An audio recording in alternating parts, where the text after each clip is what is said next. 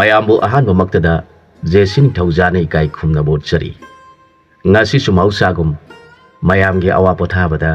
ꯉꯥꯏꯍꯥꯛꯇ ꯑꯣꯏꯔꯕꯁꯨ ꯃꯇꯦꯡ ꯄꯥꯡꯖꯕ ꯑꯣꯏꯅ ꯅꯤꯡꯊꯧ ꯒꯗꯥꯙꯔ ꯍꯥꯏꯕ ꯋꯥꯔꯤꯗꯨꯒꯤ ꯑꯍꯨꯝꯁꯨꯕ ꯑꯃꯗꯤ ꯑꯔꯣꯏꯕ ꯁꯔꯨꯛ ꯄꯨꯗꯨꯅ ꯂꯥꯛꯆꯔꯤ꯫ ꯋꯥꯔꯤꯁꯤ ꯃꯌꯥꯝ ꯄꯨꯟꯅ ꯑꯃꯨꯛ ꯇꯥꯃꯤꯟꯅꯔꯁꯤ꯫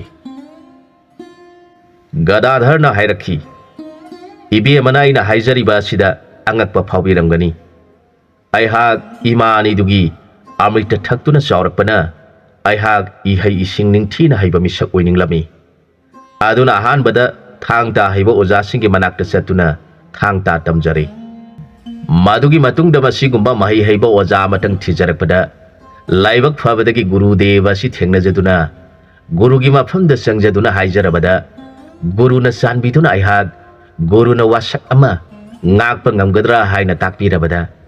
ꯑꯩꯅ ꯉꯝꯖꯒꯅꯤ ꯍꯥꯏꯖꯔꯕꯗ ꯒꯨꯔꯨꯅ ꯑꯩꯕꯨ ꯍꯩꯅꯕ ꯇꯥꯛꯄꯤꯔꯤꯕ ꯑꯁꯤꯅꯤ꯫ ꯑꯩꯅ ꯍꯩꯕ ꯃꯄꯨꯡ ꯐꯥꯔꯕ ꯃꯇꯝꯗ ꯒꯨꯔꯨꯅ ꯄꯥꯝꯂꯤꯕꯗꯨ ꯑꯩꯉꯣꯟꯗ ꯁꯣꯏꯗꯅ ꯇꯥꯛꯄꯤꯔꯛꯈꯤꯒꯅꯤ꯫ ꯒꯨꯔꯨꯅ ꯇꯥꯛꯄꯤꯔꯤꯕ ꯑꯗꯨꯕꯨ ꯑꯩꯅ ꯁꯣꯏꯗꯅ ꯄꯥꯡꯊꯣꯛꯆꯒꯅꯤ ꯍꯥꯏꯔꯛꯈꯤ꯫ ꯒꯗꯥꯙꯔꯒꯤ ꯋꯥ ꯑꯁꯤ ꯇꯥꯔꯒ ꯔꯥꯖꯀꯨꯃꯥꯔꯤ ꯗꯤꯅꯃꯅꯤ ꯀꯧꯕꯤ ꯑꯁꯤꯒꯤ ꯊꯃꯣꯏ ꯑꯗꯨ ꯃꯥꯕꯨ ꯌꯦꯡꯂꯒ ꯑꯁꯨꯝꯅ ꯈꯜꯂꯤ, ꯑꯩꯅ ꯅꯍꯥꯟ ꯃꯈꯩ ꯃꯇꯤꯛ ꯆꯥꯕ ꯏꯄꯨꯔꯣꯏꯕ ꯑꯣꯏꯒꯗꯕ ꯃꯤꯁꯛ ꯑꯃꯇꯪ ꯊꯤꯔꯛꯂꯤꯕ ꯑꯁꯤ ꯅꯤꯄꯥ ꯑꯁꯤꯃꯛ ꯃꯇꯤꯛ ꯆꯥꯕ ꯅꯤꯄꯥ ꯍꯥꯏꯕꯗꯨ ꯑꯣꯏꯔꯦ꯫ ꯃꯥꯕꯨ ꯑꯩꯅ ꯅꯤꯡꯊꯤꯅ ꯁꯦꯟꯅꯖꯗꯨꯅ ꯃꯥꯒꯤ ꯃꯇꯦꯡ ꯄꯥꯡꯂꯒꯦ ꯈꯟꯈ꯭ꯔꯦ꯫ ꯑꯁꯨꯝꯅ ꯃꯈꯣꯏ ꯑꯁꯤ ꯃꯨꯅꯤꯅ ꯇꯥꯛꯄꯤꯕ ꯈꯨꯗꯤꯡꯃꯛ ꯑꯃꯅ ꯑꯃꯒꯤ ꯃꯍꯩ ꯀꯥꯎꯅꯗꯅꯕ ꯑꯧꯔꯥꯏꯃꯤꯟꯅꯗꯨꯅ ꯂꯩ꯫ ꯃꯇꯝ ꯑꯁꯤꯗ ꯃꯈꯣꯏ ꯑꯅꯤꯕꯨ ꯀꯧꯁꯤꯜꯂꯒ ꯃꯅꯥꯛꯇ ꯐꯝꯍꯜꯂꯒ ꯑꯁꯨꯝꯅ ꯍꯥꯏꯔꯛꯈꯤ, ꯇꯥꯔꯣ ꯏꯆꯥꯁꯥ, ꯍꯧꯖꯤꯛꯇꯤ ꯅꯈꯣꯏ ꯑꯅꯤꯃꯛ ꯏꯄꯥꯅ ꯌꯦꯡꯕꯗ ꯑꯩꯅ ꯊꯥꯒꯗꯧꯔꯤꯕ ꯊꯕꯛ ꯑꯁꯤ ꯅꯤꯡꯊꯤꯅ ꯄꯥꯡꯊꯣꯛꯄ ꯉꯝꯂꯒꯅꯤ ꯍꯥꯏꯕꯁꯤ ꯈꯪꯂꯦ꯫ ꯑꯗꯨꯅ ꯑꯩꯅ ꯅꯈꯣꯏ ꯑꯅꯤꯕꯨ ꯃꯍꯩ ꯇꯝꯕꯤꯕꯒꯤ ꯗꯈꯤꯅꯥ ꯑꯣꯏꯅ ꯑꯩꯅ ꯄꯥꯡꯊꯣꯛꯅꯤꯡꯕ ꯊꯕꯛ ꯑꯃꯇꯪ ꯅꯈꯣꯏ ꯑꯅꯤꯅ ꯄꯥꯡꯊꯣꯛꯎ꯫ ꯃꯨꯅꯤꯒꯤ ꯋꯥꯗꯨ ꯇꯥꯔꯒ ꯃꯈꯣꯏ ꯑꯅꯤꯃꯛ ꯃꯈꯨꯠ ꯂꯣꯟꯅꯗꯨꯅ ꯃꯨꯅꯤꯕꯨ ꯈꯨꯔꯨꯝꯖꯔꯒ ꯍꯥꯏꯖꯔꯛꯈꯤ, ꯒꯨꯔꯨꯗꯦꯕ, ꯀꯔꯝꯕ ꯒꯨꯔꯨꯅ ꯄꯥꯡꯊꯣꯛꯀꯗꯕ ꯊꯕꯛ ꯂꯩꯕꯤꯔꯤꯕꯒꯦ? ꯅꯅꯥꯏ ꯑꯩꯈꯣꯏꯗ ꯁꯤꯟꯅꯕꯤꯔꯣ꯫ ꯊꯕꯛ ꯑꯗꯨ ꯄꯥꯡꯊꯣꯛꯆꯕꯗ ꯅꯅꯥꯏ ꯑꯩꯈꯣꯏꯒꯤ ꯊꯋꯥꯏ ꯑꯁꯤ ꯃꯥꯡꯂꯕꯁꯨ ꯒꯨꯔꯨꯒꯤ ꯌꯥꯊꯪ ꯑꯗꯨꯗꯗꯤ ꯄꯥꯡꯊꯣꯛꯄ ꯉꯝꯕ ꯊꯧꯖꯥꯜ ꯄꯤꯅꯕꯤꯌꯨ ꯍꯥꯏꯗꯨꯅ ꯃꯨꯅꯤꯒꯤ ꯆꯔꯟꯗ ꯈꯨꯔꯨꯝꯖꯔꯛꯂꯦ꯫ ꯃꯈꯣꯏ ꯑꯅꯤꯒꯤ ꯃꯇꯧ ꯎꯔꯒ ꯃꯨꯅꯤꯒꯤ ꯃꯊꯃꯣꯏ ꯌꯥꯝꯅ ꯅꯨꯡꯉꯥꯏꯖꯔꯝꯃꯤ꯫ ꯏꯆꯥꯁꯥ, ꯅꯈꯣꯏ ꯑꯅꯤꯃꯛ ꯇꯥꯔꯣ꯫ ꯍꯧꯖꯤꯛ ꯑꯩꯈꯣꯏꯅ ꯂꯩꯔꯤꯕ ꯂꯩꯕꯥꯛ ꯑꯁꯤꯒ ꯊꯪꯅꯕ ꯂꯩꯕꯥꯛꯇꯨꯗ ꯄꯥꯟꯕ ꯅꯤꯡꯊꯧ ꯑꯗꯨꯕꯨ ꯍꯤꯡꯆꯥꯕ ꯑꯃ ꯂꯥꯛꯇꯨꯅ ꯅꯤꯡꯊꯧ ꯑꯗꯨꯗ ꯃꯥꯒꯤ ꯃꯆꯥ ꯏꯕꯦꯝꯃ ꯇꯝꯐꯥꯌꯥꯏ ꯀꯧꯕꯤꯗꯨ ꯄꯤꯌꯨ, ꯃꯥꯒꯤ ꯔꯥꯅꯤ ꯑꯣꯏꯒꯅꯤ ꯍꯥꯏꯔꯦ꯫ ꯅꯤꯡꯊꯧ ꯑꯗꯨꯅ ꯃꯥꯒꯤ ꯋꯥꯉꯥꯡ ꯁꯉꯥꯡ ꯂꯝꯆꯠ ꯕꯦꯕꯥꯔ ꯑꯗꯨ ꯎꯔꯒ ꯅꯤꯡꯊꯧꯅ ꯍꯪꯉꯤ, ꯏꯕꯨꯡꯉꯣꯕꯨ ꯀꯔꯝꯕ ꯂꯩꯕꯥꯛꯇ ꯄꯥꯟꯕ ꯀꯔꯝꯕ ꯅꯤꯡꯊꯧꯒꯤ ꯃꯆꯥ ꯔꯥꯖꯀꯨꯃꯥꯔꯅꯣ? ꯅꯃꯤꯡꯅ ꯀꯔꯤ ꯀꯧꯕꯒꯦ ꯍꯪꯂꯕꯗ ꯕ꯭ꯔꯥꯍ꯭ꯃꯟꯅ ꯑꯣꯟꯕ ꯍꯤꯡꯆꯥꯕ ꯑꯗꯨꯅ ꯑꯩꯗꯤ ꯅꯤꯡꯊꯧ ꯑꯣꯏꯗꯨꯅ ꯄꯥꯟꯗ꯭ꯔꯤ, ꯅꯖꯥ ꯏꯕꯦꯝꯃꯕꯨ ꯄꯤꯗꯨꯅ ꯃꯥꯅ ꯔꯥꯅꯤ ꯑꯣꯏꯔꯕ ꯃꯇꯝꯗ ꯑꯩꯅ ꯃꯥꯂꯦꯝ ꯑꯁꯤꯒꯤ ꯅꯤꯡꯊꯧ ꯑꯣꯏꯒꯗꯧꯔꯤꯕꯅꯤ, ꯃꯁꯤꯅꯤ ꯑꯩꯒꯤ ꯂꯩꯕꯥꯛ ꯍꯥꯏꯕꯕꯨ ꯍꯥꯏꯅ ꯅꯤꯡꯊꯧꯒꯤ ꯃꯐꯝꯗ ꯍꯥꯏꯔꯦ꯫ ꯃꯥꯒꯤ ꯊꯧꯁꯥꯗꯅ ꯂꯩꯔꯤꯕ ꯄꯨꯝꯅꯃꯛꯄꯨ ꯎꯁꯤꯠꯇꯅ ꯉꯥꯡꯂꯤꯕ ꯋꯥꯉꯥꯡ ꯑꯗꯨꯕꯨ ꯇꯥꯔꯒ ꯅꯤꯡꯊꯧ ꯌꯥꯝꯅ ꯁꯥꯎꯈ꯭ꯔꯦ꯫ ꯃꯅꯥꯏꯁꯤꯡꯅ ꯅꯤꯄꯥ ꯑꯁꯤ ꯎꯁꯤꯠꯃꯟꯗꯦ, ꯃꯥꯕꯨ ꯐꯥꯗꯨꯅ ꯗꯟꯗꯤ ꯄꯤꯌꯨ ꯍꯥꯏꯕꯗꯒꯤ ꯂꯩꯔꯤꯕ ꯑꯉꯝ ꯑꯊꯧ ꯃꯅꯥꯏꯁꯤꯡꯅ ꯃꯥꯕꯨ ꯐꯥꯅꯕ ꯍꯣꯠꯅꯔꯛꯄꯗ ꯕ꯭ꯔꯥꯍ꯭ꯃꯟꯅ ꯑꯣꯟꯕ ꯍꯤꯡꯆꯥꯕꯗꯨꯅ ꯇꯤꯜꯂꯤꯕ ꯁꯚꯥꯒꯤ ꯃꯤ ꯄꯨꯝꯅꯃꯛ ꯅꯤꯡꯊꯧꯒ ꯀꯣꯟꯅꯅ ꯍꯥꯠꯂꯦ꯫ ꯑꯗꯨꯒ ꯔꯥꯖꯀꯨꯃꯥꯔꯤ ꯇꯝꯐꯥꯌꯥꯏꯒ ꯀꯣꯟꯅꯅ ꯀꯣꯅꯨꯡꯒꯤ ꯔꯥꯖꯀꯨꯃꯥꯔꯤ ꯐꯖꯕꯤ ꯉꯥꯛꯇ ꯈꯟꯗꯨꯅ ꯇꯔꯨꯛꯀ ꯀꯣꯟꯅꯅ ꯃꯈꯣꯏ ꯇꯔꯦꯠ ꯐꯥꯔꯒ ꯄꯥꯏꯗꯨꯅ ꯆꯠꯈ꯭ꯔꯦ꯫ ꯍꯧꯖꯤꯛꯇꯤ ꯀꯣꯅꯨꯡ ꯑꯗꯨ ꯑꯀꯟꯕ ꯅꯤꯄꯥ ꯀꯅꯥ ꯂꯩꯍꯧꯗ꯭ꯔꯕꯅ ꯔꯥꯖꯀꯨꯃꯥꯔꯤ ꯇꯝꯐꯥꯌꯥꯏ ꯑꯃꯗꯤ ꯂꯣꯏꯅꯕꯤ ꯇꯔꯨꯛꯄꯨ ꯊꯤꯔꯨꯕ ꯀꯅꯥ ꯂꯩꯇ꯭ꯔꯕꯗ ꯀꯣꯅꯨꯡꯒꯤ ꯃꯃꯥ ꯃꯍꯥꯔꯥꯅꯤꯁꯤꯡ ꯑꯗꯨ ꯀꯞꯇꯨꯅ ꯑꯃꯝ ꯑꯉꯥꯟ ꯈꯥꯏꯔꯤꯕ ꯅꯨꯃꯤꯠ ꯀꯧꯕ ꯂꯥꯏꯕꯨ ꯈꯨꯔꯨꯝꯖꯔꯒ ꯅꯨꯃꯤꯠ ꯈꯨꯗꯤꯡ ꯀꯞꯇꯨꯅ ꯀꯨꯃꯥꯔꯤꯁꯤꯡ ꯃꯥꯡꯍꯟꯕꯤꯒꯅꯨ, ꯃꯄꯥ ꯁꯤꯈ꯭ꯔꯕꯁꯨ ꯏꯆꯥ ꯑꯗꯨꯕꯨ ꯃꯥꯡꯗ꯭ꯔꯕꯗꯤ ꯃꯥꯕꯨ ꯂꯧꯕ ꯅꯤꯄꯥ ꯑꯗꯨꯅ ꯂꯩꯕꯥꯛ ꯑꯁꯤꯒꯤ ꯅꯤꯡꯊꯧ ꯑꯣꯏꯔꯒ ꯏꯆꯥ ꯅꯨꯄꯤꯅ ꯃꯍꯥꯔꯥꯅꯤ ꯑꯣꯏꯕꯗꯨ ꯄꯤꯅꯕꯤꯌꯨ ꯍꯥꯏꯗꯨꯅ ꯅꯨꯃꯤꯠ ꯈꯨꯗꯤꯡ ꯅꯨꯃꯤꯠ ꯀꯧꯕ ꯂꯥꯏꯕꯨ ꯈꯨꯔꯨꯝꯖꯕ ꯇꯣꯛꯇꯅ ꯂꯩꯔꯤ꯫ ꯅꯣꯡꯃ ꯏꯄꯥꯅ ꯅꯤꯡꯊꯧꯒꯤ ꯀꯣꯅꯨꯡꯗ ꯆꯥꯛꯀꯤ ꯗꯥꯜ ꯂꯧꯒꯦ ꯍꯥꯏꯗꯨꯅ ꯆꯠꯂꯕꯗ ꯂꯩꯕꯥꯛ ꯑꯗꯨꯒꯤ ꯑꯋꯥꯕꯒꯤ ꯃꯁꯛ ꯑꯣꯏꯔꯕ ꯐꯤꯕꯝ ꯑꯗꯨ ꯊꯦꯡꯅꯔꯨꯔꯤ꯫ ꯃꯍꯥꯔꯥꯅꯤꯁꯤꯡ ꯑꯗꯨꯅ ꯑꯩꯕꯨ ꯎꯕꯗ ꯑꯩꯒꯤ ꯈꯣꯡꯗ ꯇꯨꯔꯗꯨꯅ ꯋꯥꯐꯝ ꯄꯨꯝꯅꯃꯛ ꯃꯊꯃꯣꯏ ꯁꯣꯛꯅ ꯇꯝꯖꯔꯦ꯫ ꯑꯗꯨꯒ ꯑꯩꯅ ꯃꯈꯣꯏꯒꯤ ꯃꯐꯝꯗꯒꯤ ꯆꯥꯛꯀꯤ ꯗꯥꯟ ꯑꯗꯨꯁꯨ ꯅꯤꯡꯊꯤꯅ ꯂꯥꯡꯖꯗꯨꯅ ꯑꯩꯕꯨ ꯄꯤꯖꯕꯤꯔꯦ꯫ ꯃꯗꯨꯗ ꯏꯄꯥꯒꯤ ꯊꯃꯣꯏ ꯑꯁꯤ ꯌꯥꯝꯅ ꯄꯦꯟꯈꯤꯗ꯭ꯔꯤ꯫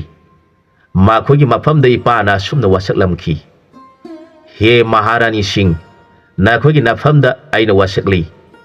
Aina Brahmana won ba hingsa ba du hatuna nazai be ma dubu. Nakhoi nafamda sinaba ngamgadaba. Isa sebok amatang poktuna. Mabu halalaga nakhoi nakutta nasa taret magpige. Ngamdrabadi aihak nakhoi ngasi muni aibu pijari basaga sigi. Laman tuan bu oikrage haina wasakhi. Maramasi laibani ipana nakhoi ni nafamda ipana nahi tambibagi dakhinadi hairiba brahmana dubu hatuna Rajkumari taret adu ipagi famda piu. Adu oirabadi aina nakhoi anida nahi tambibagi dakhina haibadu oinarasi hairakhi. Munigi wadu taraka makhoi anina makut lonazaraga Gurudev Gurugi thaujal fangjarabadi mahaku soidan hatkani. Karigumba mana ngamkhiba thoklabasu nanai khogi thawai mangbagi singnaba kari amata leijadi.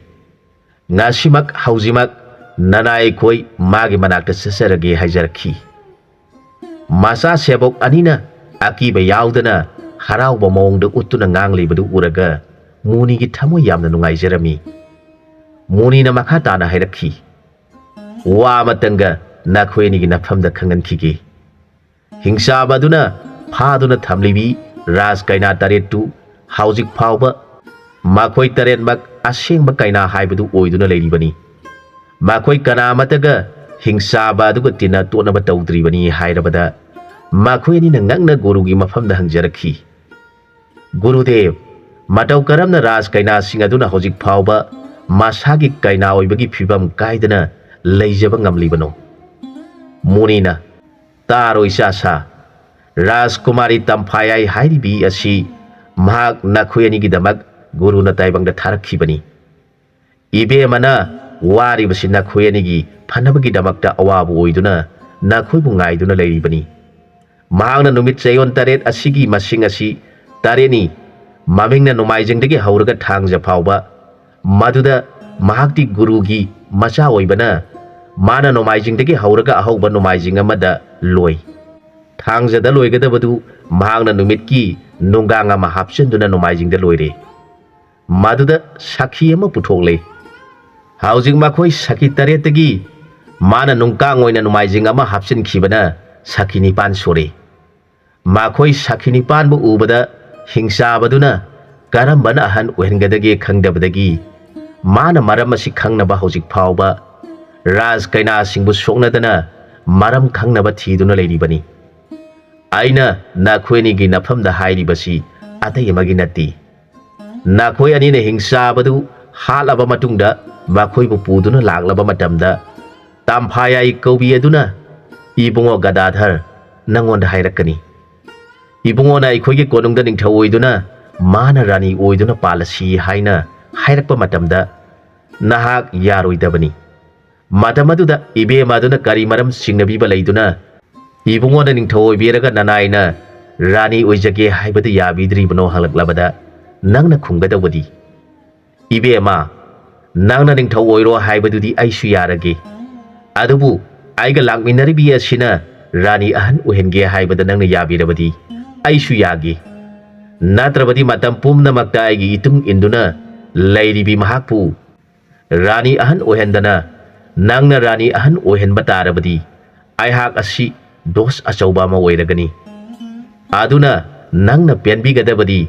aikhoi ani na hingsabagi makhutagi nakhoi bu kanjariba sina penbiba oibiro hayu. Matamaduda Tamphayai kaubi mapok masak khanglabi nupi aduna harauna denamani kaubi ibe manangi nakhongda isi haina khurumjarakani. Matamaduda ibe manangna nanau pumnamakpu lauksinbiu. Aina hairibasi sinna haudrabadi taibangi mapok te pokhibai khoi khudingmak asaubana maram oiduna mapu magi sanari balila kai khini haiduna ipana sinari bani haire. Munigi wadu targa dinamani kaubi ibe madu mana Gadadhar bu nungsijaramba haidokpadi ngamjadaba adu soidana thungjaragani khanjaduna mamo nungaijakhi. Munina mangi tungi oirakadaba pumnamak sinarabada makhoi animak gurubu khurumjaramlaga Usek onduna hingsabana mayana saduna thamliba ꯐꯨꯔꯥ ꯗꯂꯥꯟ ꯑꯗꯨ ꯌꯧꯅꯕ ꯄꯥꯏꯕ ꯍꯧꯔꯛꯂꯦ꯫ ꯑꯁꯣꯝꯗꯅ ꯕ꯭ꯔꯥꯍꯃꯟ ꯃꯆꯥꯅ ꯑꯣꯟꯕ ꯍꯤꯡꯆꯥꯕ ꯑꯗꯨꯅ ꯃꯈꯣꯏ ꯑꯅꯤꯅ ꯂꯥꯛꯂꯤꯕ ꯑꯗꯨ ꯎꯔꯒ ꯑꯩꯅ ꯇꯧꯔꯤꯕꯁꯤ ꯎꯔꯗꯨꯅ ꯑꯩꯕꯨ ꯊꯤꯕ ꯂꯥꯛꯂꯦ꯫ ꯃꯇꯧ ꯀꯔꯝ ꯇꯧꯔꯒ ꯃꯈꯣꯏꯕꯨ ꯂꯝꯈꯥꯡꯗ ꯊꯤꯡꯗꯨꯅ ꯊꯝꯒꯗꯒꯦ ꯈꯟꯗꯨꯅ ꯃꯍꯥꯛꯅ ꯆꯥꯎꯈ꯭ꯔꯕ ꯍꯤꯡꯆꯥꯕ ꯑꯃꯒꯤ ꯃꯨꯔꯇꯤ ꯃꯌꯥꯅ ꯂꯧꯔꯗꯨꯅ ꯂꯝꯈꯥꯡ ꯑꯗꯨꯗ ꯃꯈ꯭ꯌꯥꯠ ꯑꯃꯅ ꯀꯣꯔꯧ ꯅꯣꯡꯗ ꯈꯦꯠꯅ ꯂꯩꯈ꯭ꯔꯦ꯫ ꯃꯈ꯭ꯌꯥꯠꯅ ꯑꯃꯅ ꯃꯥꯂꯦꯝ ꯄ꯭ꯔꯤꯊꯤꯕꯤꯗ ꯊꯥꯗꯗꯨꯅ ꯃꯔꯩ ꯑꯗꯨꯅ ꯁꯥꯡꯅ ꯇꯤꯡꯊꯣꯛꯇꯨꯅ ꯃꯈꯣꯏꯅ ꯄꯥꯏꯔꯛꯄꯗꯨ ꯉꯥꯏꯗꯨꯅ ꯂꯩꯈ꯭ꯔꯦ꯫ ꯃꯈꯣꯏ ꯑꯅꯤꯗꯤ ꯍꯔꯥꯎꯅ ꯅꯣꯡꯗꯣꯟ ꯊꯛꯇ ꯄꯥꯏꯗꯨꯅ ꯂꯥꯛꯂꯤ꯫ ꯍꯤꯡꯆꯥꯕꯅ ꯃꯈ꯭ꯌꯥꯠ ꯈꯜꯂꯤꯕ ꯑꯗꯨꯗ ꯃꯈꯣꯏ ꯑꯅꯤꯃꯛ ꯄꯥꯏꯁꯤꯟꯗꯨꯅ ꯆꯪꯈ꯭ꯔꯕꯗ ꯍꯤꯡꯆꯥꯕ ꯃꯌꯥ ꯎꯝꯁꯤꯟꯈ꯭ꯔꯦ꯫ ꯃꯈꯣꯏ ꯑꯅꯤꯗꯨ ꯄꯥꯏꯕ ꯌꯥꯗ꯭ꯔꯦ꯫ ꯍꯤꯡꯆꯥꯕꯒꯤ ꯃꯕꯨꯛ ꯃꯅꯨꯡꯗ ꯄꯨꯝꯃꯝꯈ꯭ꯔꯦ꯫ ꯃꯗꯨꯗ ꯔꯥꯖꯀꯨꯃꯥꯔꯤꯅ ꯑꯣꯟꯕ ꯎꯆꯦꯛꯅ ꯍꯥꯏꯔꯛꯈꯤ, "ꯏꯕꯨꯡꯉꯣ, ꯇꯧꯔꯤꯕ ꯃꯇꯧ ꯑꯁꯤꯕꯨ ꯀꯔꯤꯅꯣ? ꯍꯧꯖꯤꯛ ꯑꯩꯈꯣꯏ ꯄꯥꯏꯕ ꯌꯥꯗ꯭ꯔꯦ, ꯃꯝꯕꯁꯨ ꯑꯣꯟꯊꯣꯛꯅ ꯃꯝꯈ꯭ꯔꯦ" ꯍꯥꯏꯔꯛꯈꯤ꯫ ꯃꯗꯨꯗ ꯒꯗꯥꯙꯔꯅ ꯙ꯭ꯌꯥꯟ ꯇꯧꯗꯨꯅ ꯌꯦꯡꯂꯒ ꯑꯁꯨꯝꯅ ꯍꯥꯏꯔꯛꯈꯤ, "ꯏꯕꯦꯝꯃ, ꯑꯩꯈꯣꯏ ꯑꯅꯤꯃꯛ ꯍꯤꯡꯆꯥꯕ ꯑꯗꯨꯒꯤ ꯃꯕꯨꯛ ꯃꯅꯨꯡꯗ ꯂꯩꯔꯦ꯫ ꯑꯃꯨꯛ ꯄꯥꯏꯕ ꯌꯥꯔꯔꯣꯏ꯫ ꯑꯗꯨꯅ ꯑꯩꯈꯣꯏ ꯑꯅꯤ ꯂꯥꯡꯔꯤꯛ ꯍꯥꯏꯕ ꯇꯤꯟ ꯑꯗꯨ ꯑꯣꯜꯂꯁꯤ, ꯑꯗꯨꯒ ꯃꯥꯒꯤ ꯃꯅꯥꯀꯣꯡꯗ ꯊꯣꯛꯂꯁꯤ꯫ ꯐꯅꯗꯨꯝ ꯐꯔꯦ꯫ ꯑꯩꯈꯣꯏꯅ ꯃꯥꯅ ꯃꯌꯥꯅ ꯁꯥꯔꯤꯕ ꯐꯨꯔꯥ ꯑꯗꯨ ꯋꯥꯅ ꯊꯤꯒꯗꯕꯒꯤ ꯁꯔꯨꯛ ꯃꯥꯅ ꯃꯐꯝ ꯑꯗꯨ ꯇꯥꯅ ꯄꯨꯖꯔꯁꯤꯅꯨ꯫ ꯑꯩꯈꯣꯏ ꯑꯅꯤꯃꯛ ꯃꯥꯒꯤ ꯃꯅꯥꯀꯣꯡꯗ ꯊꯣꯛꯇꯨꯅ ꯅꯞꯇꯨꯅ ꯂꯩꯔꯒ ꯃꯥꯅ ꯃꯥꯒꯤ ꯃꯐꯝ ꯌꯧꯔꯕꯗ ꯑꯩꯈꯣꯏ ꯃꯅꯥꯀꯣꯡꯗꯒꯤ ꯆꯣꯡꯊꯣꯛꯂꯁꯤ ꯍꯥꯏꯅꯔꯒ ꯃꯈꯣꯏ ꯂꯥꯡꯔꯤꯛ ꯍꯥꯏꯕ ꯇꯤꯟ ꯑꯗꯨ ꯑꯣꯟꯗꯨꯅ ꯇꯞꯅ ꯇꯞꯅ ꯍꯤꯡꯆꯥꯕꯒꯤ ꯃꯄꯨꯛꯇꯒꯤ ꯃꯅꯥꯀꯣꯡꯗ ꯅꯞꯇꯨꯅ ꯂꯩꯔꯤ꯫ ꯍꯤꯡꯆꯥꯕꯅ ꯈꯜꯂꯤ, ꯃꯈꯣꯏ ꯑꯅꯤꯃꯛ ꯑꯩꯒꯤ ꯒꯔꯚꯗ ꯆꯣꯡꯁꯤꯟꯈ꯭ꯔꯦ꯫ ꯑꯩꯅ ꯆꯥꯊꯣꯛꯈ꯭ꯔꯦ꯫ ꯃꯈꯣꯏꯅ ꯀꯔꯤꯁꯨ ꯇꯧꯖꯕ ꯉꯝꯂꯔꯣꯏ ꯈꯟꯗꯨꯅ ꯃꯥꯒꯤ ꯃꯌꯥꯒꯤ ꯐꯨꯔꯥ ꯑꯗꯨꯗ ꯂꯥꯛꯂꯦ꯫ ꯃꯇꯝ ꯑꯗꯨꯗ ꯍꯤꯡꯆꯥꯕ ꯑꯗꯨꯅ ꯃꯥꯅ ꯇꯧꯈ꯭ꯔꯤꯕꯗꯨ ꯆꯨꯝꯂꯕ꯭ꯔꯥ, ꯃꯊꯪ ꯀꯔꯤ ꯇꯧꯔꯛꯈꯤꯒꯗꯒꯦ ꯌꯦꯡꯗꯨꯅ ꯂꯩꯔꯤ꯫ ꯃꯈꯣꯏ ꯑꯅꯤꯅ ꯃꯅꯥꯀꯣꯡ ꯆꯀ꯭ꯔꯗ ꯅꯞꯇꯨꯅ ꯇꯧꯔꯤꯕꯗꯨ ꯃꯨꯟꯅ ꯌꯦꯡꯗꯨꯅ ꯂꯩ꯫ ꯍꯤꯡꯆꯥꯕꯅ ꯃꯅꯥꯀꯣꯡꯗ ꯂꯩꯔꯤꯕ ꯃꯈꯣꯏ ꯑꯅꯤꯕꯨ ꯎꯗ꯭ꯔꯕꯗ ꯍꯤꯡꯆꯥꯕꯒꯤ ꯄꯨꯛꯅꯤꯡ ꯌꯥꯝꯅ ꯅꯨꯡꯉꯥꯏꯔꯦ꯫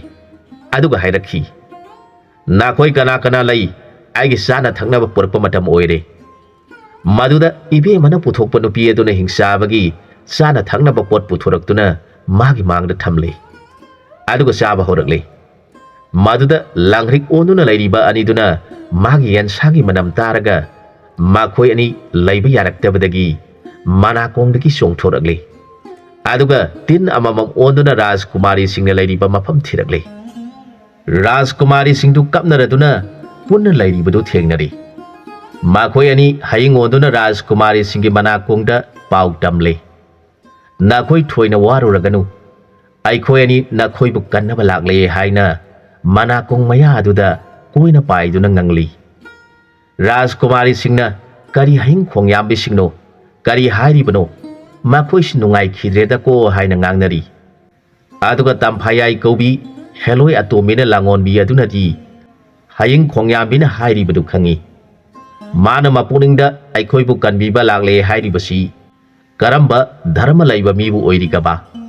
ꯏꯄꯥꯒꯤ ꯀꯣꯅꯨꯡꯗꯗꯤ ꯑꯀꯟ ꯑꯊꯧ ꯑꯍꯩ ꯑꯁꯤꯡ ꯑꯃꯠꯇ ꯂꯦꯝꯗꯅ ꯐꯠꯇ꯭ꯔꯕ ꯍꯤꯡꯆꯥꯕ ꯑꯁꯤꯅ ꯂꯣꯏꯅ ꯆꯥꯊꯣꯛꯄꯤꯈ꯭ꯔꯕꯅꯤ ꯍꯥꯏꯔꯛꯈꯤ꯫ ꯃꯇꯝ ꯑꯁꯤꯗ ꯍꯤꯡꯆꯥꯕꯅ ꯃꯥꯕꯨ ꯍꯥꯠꯅꯕ ꯂꯥꯛꯄ ꯃꯈꯣꯏ ꯑꯅꯤꯗꯨ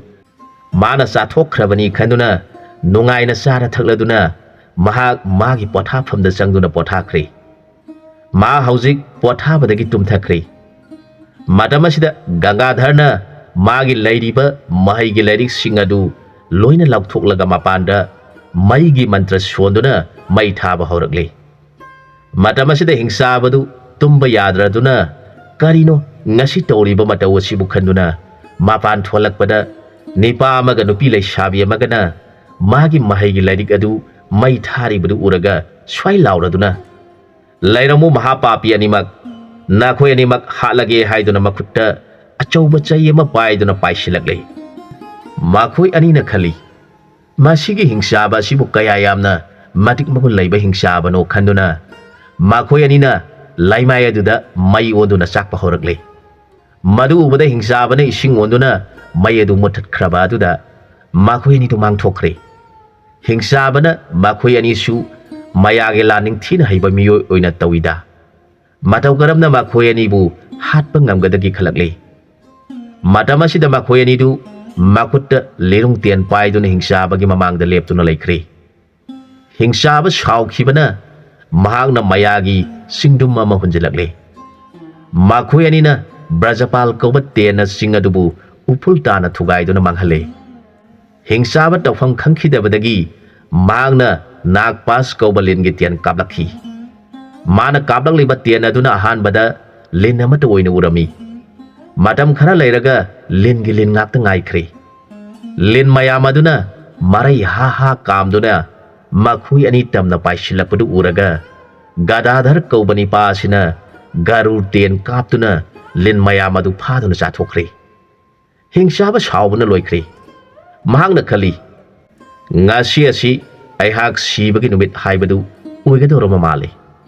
ꯑꯗꯨꯅ ꯃꯈꯣꯏꯅ ꯀꯅꯤꯡꯗꯨꯅ ꯂꯥꯛꯂꯤꯕ ꯔꯥꯖꯀꯨꯃꯥꯔꯤꯁꯤꯡ ꯑꯁꯤ ꯂꯣꯏꯅ ꯍꯥꯠꯂꯒꯦ ꯈꯟꯗꯨꯅ ꯍꯤꯡꯆꯥꯕꯅ ꯃꯍꯥꯛꯅ ꯑꯍꯥꯡꯕꯗ ꯁꯥꯗꯨꯅ ꯊꯝꯂꯤꯕ ꯔꯥꯖꯀꯨꯃꯥꯔꯤꯁꯤꯡꯅ ꯂꯩꯔꯤꯕ ꯐꯨꯔꯥ ꯑꯗꯨꯕꯨ ꯑꯀꯥꯁꯇ ꯄꯥꯏꯈꯠꯍꯟꯕ ꯍꯧꯔꯛꯂꯦ ꯃꯗꯨ ꯎꯕꯗ ꯔꯥꯖꯀꯨꯃꯥꯔꯤ ꯗꯤꯅꯃꯅꯤ ꯀꯧꯕꯤ ꯏꯕꯦꯝꯃ ꯑꯗꯨꯅ ꯊꯨꯅ ꯌꯥꯡꯅ ꯎꯆꯦꯛꯀꯤ ꯁꯛꯇꯝ ꯂꯧꯔꯒ ꯐꯨꯔꯥ ꯑꯗꯨꯒꯤ ꯃꯅꯨꯡꯗ ꯄꯥꯏꯁꯤꯜꯂꯛꯇꯨꯅ ꯔꯥꯖꯀꯨꯃꯥꯔꯤꯁꯤꯡ ꯑꯗꯨꯗ ꯍꯥꯏꯔꯛꯈꯤ ꯔꯥꯖ ꯀꯩꯅꯥ ꯄꯨꯝꯅꯃꯛ ꯑꯩꯒꯤ ꯇꯦꯟꯖꯩ ꯑꯁꯤꯗ ꯇꯣꯡꯕꯤꯗꯨꯅ ꯐꯨꯔꯥ ꯑꯁꯤꯒꯤ ꯃꯅꯨꯡꯗꯒꯤ ꯊꯨꯅ ꯊꯣꯛꯄꯤꯈ꯭ꯔꯣ ꯍꯧꯖꯤꯛ ꯂꯩꯔꯤꯕ ꯐꯨꯔꯥ ꯑꯁꯤ ꯑꯀꯥꯁ ꯇꯥꯅ ꯋꯥꯡꯅ ꯄꯥꯏꯈꯠꯂꯒ ꯄ꯭ꯔꯤꯊ꯭ꯔꯤꯗ ꯇꯥꯔꯛꯀꯗꯧꯔꯤꯕꯅꯤ ꯔꯥꯖꯀꯨꯃꯥꯔꯤ ꯄꯨꯝꯅꯃꯛ ꯃꯥꯅ ꯍꯥꯠꯀꯦ ꯈꯟꯈ꯭ꯔꯦ ꯍꯥꯏꯔꯛꯈꯤ ꯋꯥꯗꯨ ꯇꯥꯕꯗ ꯔꯥꯖꯀꯨꯃꯥꯔꯤꯅ ꯄꯤꯔꯤꯕ ꯇꯦꯟꯖꯩ ꯑꯗꯨꯅ ꯑꯁꯨꯝ ꯑꯁꯨꯝ ꯁꯥꯡꯗꯣꯔꯛꯇꯨꯅ ꯃꯈꯣꯏ ꯀꯩꯅꯥ ꯇꯔꯦꯠꯇꯨ ꯄꯨꯟꯅ ꯇꯣꯡꯕ ꯆꯜꯂꯕꯗ ꯐꯨꯔꯥ ꯑꯗꯨꯒꯤ ꯊꯣꯡ ꯑꯗꯨꯗ ꯄꯥꯏꯊꯣꯛꯂꯛꯈꯤ ꯑꯗꯨꯒ ꯔꯥꯖꯀꯨꯃꯥꯔꯤꯅ ꯃꯥꯒꯤ ꯃꯁꯥꯗꯒꯤ ꯄꯨꯊꯣꯛꯈꯤꯕ ꯍꯤꯡꯆꯥꯕꯕꯨ ꯁꯦꯕꯥ ꯇꯧꯕꯤꯕ ꯀꯩꯅꯥ ꯑꯗꯨꯗꯤ ꯃꯈꯣꯏꯅ ꯑꯁꯨꯝꯅ ꯁꯤꯟꯅꯗꯨꯅ ꯐꯨꯔꯥ ꯃꯅꯨꯡ ꯑꯗꯨꯗ ꯊꯝꯂꯝꯃꯤ ꯔꯥꯖ ꯀꯩꯅꯥꯁꯤꯡꯅ ꯁꯌꯥꯃꯨꯔꯇꯤ ꯑꯗꯨꯗ ꯍꯥꯏꯔꯛꯈꯤ ꯏꯇꯥ ꯏꯕꯦꯝꯃ ꯅꯍꯥꯛꯇꯤ ꯑꯩꯈꯣꯏ ꯃꯌꯥꯝ ꯑꯁꯤꯕꯨ ꯀꯟꯅꯕ ꯍꯥꯏꯗꯨꯅ ꯅꯪꯕꯨ ꯄꯨꯊꯣꯛꯄꯅꯤ ꯑꯗꯨꯅ ꯑꯃꯨꯛ ꯑꯩꯈꯣꯏꯒ ꯂꯣꯏꯅꯕ ꯌꯥꯗ꯭ꯔꯦ ꯅꯪꯅ ꯆꯥꯟꯕꯤꯗꯨꯅ ꯍꯤꯡꯆꯥꯕ ꯑꯁꯤꯒ ꯀꯣꯟꯅꯅ ꯃꯥꯡꯃꯤꯟꯅꯈ꯭ꯔꯣ ꯑꯩꯈꯣꯏꯒꯤ ꯏꯇꯦꯡ ꯄꯥꯡꯕꯤꯌꯨ ꯍꯥꯏꯖꯔꯝꯂꯒ ꯃꯍꯥꯛ ꯐꯨꯔꯥ ꯃꯅꯨꯡ ꯑꯗꯨꯗ ꯊꯝꯂꯝꯃꯤ ꯐꯨꯔꯥ ꯑꯗꯨꯅ ꯑꯁꯨꯝ ꯑꯁꯨꯝ ꯋꯥꯡꯅ ꯄꯥꯏꯈꯠꯂꯛꯄ ꯑꯗꯨꯗ ꯁꯌꯥꯒꯤ ꯅꯨꯄꯤ ꯑꯗꯨꯅ ꯍꯤꯡꯆꯥꯕꯕꯨ ꯀꯧꯔꯛꯈꯤ ꯍꯣ ꯑꯉꯝꯕ ꯑꯩꯈꯣꯏ ꯄꯨꯝꯅꯃꯛ ꯁꯤꯕ ꯇꯥꯔꯦ ꯀꯔꯤꯒꯤꯅꯣ ꯅꯪꯅ ꯐꯨꯔꯥ ꯑꯁꯤꯕꯨ ꯄꯥꯏꯈꯠꯍꯜꯂꯤꯕ ꯑꯁꯤꯕꯨ ꯍꯥꯏꯔꯛꯂꯕꯗ ꯍꯤꯡꯆꯥꯕꯅ ꯇꯥꯔꯒ ꯁꯨꯝꯅ ꯍꯥꯏꯔꯛꯈꯤ ꯍꯣ ꯏꯕꯦꯝꯃ ꯈꯣꯏ ꯑꯩ ꯑꯁꯤ ꯉꯁꯤ ꯁꯣꯏꯗꯅ ꯁꯤꯕ ꯇꯥꯔꯦ ꯑꯗꯨꯅ ꯅꯈꯣꯏ ꯄꯨꯝꯅꯃꯛꯄꯨꯁꯨ ꯊꯝꯂꯝꯂꯔꯣꯏ ꯈꯟꯗꯨꯅ ꯑꯩꯒ ꯀꯣꯟꯅꯅ ꯁꯤꯃꯤꯟꯅꯁꯤ ꯍꯥꯏꯗꯨꯅ ꯅꯈꯣꯏꯕꯨ ꯑꯋꯥꯡꯕꯗ ꯄꯨꯈꯠꯂꯒ ꯊꯥꯗꯔꯀꯦ ꯈꯟꯗꯨꯅ ꯋꯥꯡꯅ ꯄꯨꯈꯠꯂꯤꯕꯅꯤ ꯂꯥꯎꯔꯛꯈꯤ ꯑꯩꯕꯨ ꯅꯈꯣꯏꯅ ꯍꯥꯠꯄ ꯇꯥꯔꯕꯁꯨ ꯑꯩꯅ ꯅꯨꯡꯁꯤꯅ ꯑꯩꯒꯤ ꯔꯥꯅꯤ ꯑꯣꯏꯍꯟꯒꯦ ꯈꯟꯗꯨꯅ ꯊꯝꯂꯤꯕ ꯃꯈꯣꯏꯕꯨꯁꯨ ꯑꯩꯅ ꯂꯣꯏꯅ ꯍꯥꯠꯇꯨꯅ ꯑꯩꯒ ꯂꯣꯏꯅꯅ ꯁꯤꯃꯤꯟꯅꯈ꯭ꯔꯒꯅꯤ ꯍꯥꯏꯅ ꯍꯤꯡꯆꯥꯕ ꯑꯗꯨꯅ ꯂꯥꯎꯔꯛꯄꯗꯨ ꯇꯦꯟꯖꯩꯗ ꯐꯥꯟ ꯑꯣꯏꯅ ꯇꯣꯡꯗꯨꯅ ꯆꯠꯂꯤꯕ ꯔꯥꯖꯀꯨꯃꯥꯔꯤꯁꯤꯡ ꯑꯗꯨꯅ ꯇꯥꯏ ꯑꯗꯨꯒ ꯃꯈꯣꯏ ꯄꯨꯝꯅꯃꯛ ꯌꯥꯝꯅ ꯅꯨꯡꯁꯥ ꯊꯤꯔꯝꯃꯤ ꯃꯇꯝ ꯑꯁꯤꯗ ꯔꯥꯖꯀꯨꯃꯥꯔꯤ ꯗꯤꯅꯃꯅꯤ ꯀꯧꯕꯤꯅ ꯔꯥꯖꯀꯨꯃꯥꯔꯤꯁꯤꯡꯗꯨ ꯐꯨꯔꯥ ꯑꯗꯨꯗꯒꯤ ꯍꯦꯛ ꯄꯨꯊꯣꯔꯛꯈꯤꯕꯒ ꯃꯥꯅ ꯇꯦꯟꯖꯩ ꯑꯃ ꯂꯧꯔꯒ ꯃꯆꯤꯟꯗ ꯃꯟꯇ꯭ꯔ ꯁꯣꯟꯗꯨꯅ ꯍꯤꯡꯆꯥꯕꯅ ꯃꯌꯥ ꯇꯧꯗꯨꯅ ꯄꯨꯈꯠꯂꯤꯕ ꯐꯨꯔꯥ ꯑꯗꯨꯒꯤ ꯃꯔꯤ ꯑꯗꯨ ꯇꯦꯟ ꯀꯥꯞꯇꯨꯅ ꯀꯛꯊꯠꯂꯦ ꯃꯇꯝ ꯑꯗꯨꯗ ꯍꯤꯡꯆꯥꯕꯅ ꯃꯌꯥꯅ ꯁꯥꯔꯤꯕ ꯆꯥꯎꯈ꯭ꯔꯕ ꯐꯖꯈ꯭ꯔꯕ ꯐꯨꯔꯥ ꯑꯗꯨ ꯃꯌꯥꯒꯤ ꯂꯪꯂꯤ ꯑꯗꯨ ꯇꯠꯇꯨꯅ ꯑꯀꯥꯁꯇꯒꯤ ꯐꯨꯔꯥ ꯑꯗꯨ ꯍꯤꯡꯆꯥꯕ ꯑꯗꯨꯒꯤ ꯃꯊꯛꯇ ꯇꯥꯔꯛꯇꯨꯅ ꯍꯤꯡꯆꯥꯕ ꯑꯗꯨ ꯅꯟꯗꯨꯅ ꯁꯤꯔꯦ ꯍꯥꯏꯔꯤꯕ ꯍꯤꯡꯆꯥꯕ ꯑꯁꯤ ꯃꯍꯩ ꯃꯁꯤꯡ ꯌꯥꯝꯅ ꯍꯩꯕ ꯕ꯭ꯔꯥꯍꯃꯟ ꯃꯆꯥꯗꯨꯅ ꯑꯣꯟꯕꯅꯤ ꯂꯥꯛꯂꯤꯕ ꯃꯈꯣꯏ ꯑꯅꯤꯗꯒꯤꯗꯤ ꯃꯍꯥꯛꯅ ꯊꯣꯏꯅ ꯍꯦꯟꯅ ꯃꯍꯩ ꯍꯩꯕꯅꯤ ꯑꯗꯨꯕꯨ ꯃꯍꯥꯛ ꯁꯥꯞ ꯑꯃꯒꯤ ꯃꯍꯩꯅ ꯔꯥꯖꯀꯨꯃꯥꯔꯤ ꯑꯃꯗꯤ ꯒꯗꯥꯙꯔꯒꯤ ꯈꯨꯠꯇ ꯁꯤꯎ ꯇꯝꯈꯤꯕꯅ ꯃꯥꯒꯤ ꯃꯍꯩꯒꯤ ꯂꯥꯏꯔꯤꯛ ꯄꯨꯝꯅꯃꯛ ꯃꯈꯣꯏ ꯑꯅꯤꯅ ꯃꯩ ꯊꯥꯈꯤꯕꯅ ꯍꯤꯡꯆꯥꯕꯗꯨ ꯃꯇꯝ ꯃꯇꯝꯒꯤ ꯑꯣꯏꯕ ꯃꯍꯩ ꯄꯨꯝꯅꯃꯛ ꯀꯥꯎꯊꯣꯛꯈꯤꯗꯨꯅ ꯃꯍꯥꯛ ꯃꯁꯥꯅ ꯁꯦꯝꯖꯕ ꯃꯌꯥꯒꯤ ꯐꯨꯔꯥ ꯑꯗꯨꯅ ꯅꯟꯗꯨꯅ ꯁꯤꯔꯦ ꯍꯤꯡꯆꯥꯕ ꯁꯤꯔꯕꯗ ꯒꯗꯥꯙꯔ ꯑꯃꯗꯤ ꯗꯤꯅꯃꯅꯤ ꯀꯧꯕꯤ ꯔꯥꯖꯀꯨꯃꯥꯔꯤꯅ ꯍꯤꯡꯆꯥꯕꯅ ꯐꯥꯔꯝꯕ ꯔꯥꯖꯀꯨꯃꯥꯔꯤ ꯇꯔꯦꯠ ꯑꯗꯨ ꯔꯥꯖꯀꯨꯃꯥꯔꯤꯒꯤ ꯇꯦꯟꯖꯩꯗ ꯇꯣꯡꯍꯟꯗꯨꯅ ꯃꯨꯅꯤ ꯑꯗꯨꯒꯤ ꯃꯅꯥꯛꯇ ꯄꯨꯔꯛꯇꯨꯅ ꯀꯠꯆꯔꯦ ꯃꯨꯅꯤ ꯑꯗꯨ ꯌꯥꯝꯅ ꯄꯦꯟꯈ꯭ꯔꯦ ꯃꯈꯣꯏ ꯄꯨꯝꯅꯃꯛ ꯔꯥꯖꯀꯨꯃꯥꯔꯤ ꯇꯝꯐꯥꯌꯥꯏ ꯀꯧꯕꯤ ꯑꯗꯨꯒꯤ ꯀꯣꯅꯨꯡꯗ ꯊꯨꯡꯂꯔꯦ ꯀꯣꯅꯨꯡꯒꯤ ꯂꯩꯔꯝꯂꯤꯕ ꯔꯥꯅꯤ ꯄꯨꯝꯅꯃꯛ ꯍꯔꯥꯎꯕꯗ ꯄꯟꯈꯩ ꯂꯩꯈꯤꯗ꯭ꯔꯦ ꯃꯍꯥꯔꯥꯅꯤ ꯄꯨꯝꯅꯃꯛ ꯑꯗꯨꯅ ꯃꯨꯅꯤ ꯈꯨꯔꯨꯝꯖꯔꯗꯨꯅ ꯍꯥꯏꯖꯔꯛꯈꯤ Gurudev haujikti laibak asi amu hana ningthau hapiduna amu hana ningthau panba laibak haibadu oihanbiro haijarabada munina sumna hairakhi Maharani pumnamak tabiu muni aibu nakhoi mayamna thajaba thambiduna aina hapa ningthau aduna laiba asigi ningthau oihanbada pumnamakna chingnabiroi hairabadi aihak ningthau oinaba misak piragi aina siliba simak nakhoi pumnamaki yaifanabani aina hana haikhiba najaibe maraj kumari singbu kanba ngamgadaba aigi asengba sebok ama phangnaba thirukhigi mana najaibe ma rajkumari singbu soidana kalhangani hairambadu ngasidi aina nakhoi pumnamaki nafamda saklamba wasak adu aigi nungsikraba isa sebok anina najaibe masingbu tekta kaidana puraiba sebok ani asida piningi adumakpu Maharani ibe masingi apamba aningba dudi aina khangjaningi hairakhi munigi arotpa wahai ama yauri badu taraga Maharani singduna makhut lonaduna munigi mafamda hangacharakhi Gurudev gi sebok ani haibiriba makhoi ani adugi masak nanai khoibu khangjaba yaroidra makhoi ani gi mafamda nanai khoigi konung amadi Isa Kumari pumna makka thoksaraga Makhoina ningthau amadi Jubraj oiduna laibak asi ngahanjaningi hairakhi